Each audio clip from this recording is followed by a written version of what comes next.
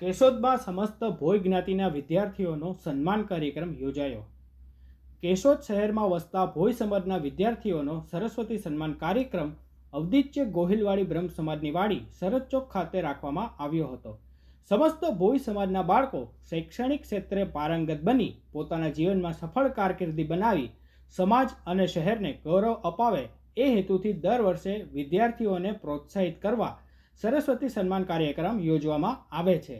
આ વર્ષે પણ ગત શૈક્ષણિક સત્રમાં ઉત્તીર્ણ થયેલા 150થી વધારે ભોય સમાજના વિદ્યાર્થીઓને મંચસ્થ આગેવાનો અને સમાજના હોદ્દેદારો દ્વારા શિલ્ડ અને શૈક્ષણિક કાર્યમાં ઉપયોગી સાધનોની કીટ આપવામાં આવી હતી।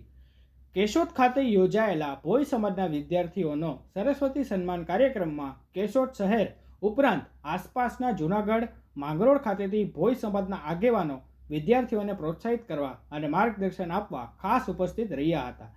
કેશોદ ખાતે વસવાટ કરતા ભોય સમાજના લોકો સામાન્ય રીતે બાંધકામ ક્ષેત્રમાં ચણતર પ્લાસ્ટરના કામ સાથે સંકળાયેલા છે। અત્યારે આજના આધુનિક સમયમાં આર્કિટેક્ચર દ્વારા તૈયાર કરવામાં આવતા પ્લાન ડિઝાઇન મુજબ કામ કરવા માટે શિક્ષણ જરૂરી બની ગયેલ છે। એટલે શૈક્ષણિક ક્ષેત્રે આગળ વધવા ઉપસ્થિત સૌ આગેવાનોએ એક સુરે આગ્રહભરી અપીલ કરી હતી। કેશોદ સમસ્ત ભોય સમાજના 150થી વધારે વિદ્યાર્થીઓને પ્રોત્સાહિત કરવામાં આવ્યા ત્યારે ઉપસ્થિત મહેમાનો અને જ્ઞાતિજનો તાળીઓના ગડગડાટથી પ્રોત્સાહન આપતા ઘણા વિદ્યાર્થીઓના લાગણીસભર આંસુઓ વહેવા લાગ્યા હતા। સમસ્ત ભોય સમાજના અગ્રણી દાતાઓ દ્વારા સરસ્વતી સન્માન કાર્યક્રમમાં આર્થિક સહયોગ આપવામાં આવ્યો હતો અને તેઓનું પણ સ્વાગત સન્માન કરવામાં આવ્યું હતું। કેશોદ શહેરમાં વસતા ભોય સમાજના પરિવારજનો બહોળી સંખ્યામાં ઉપસ્થિત રહ્યા હતા।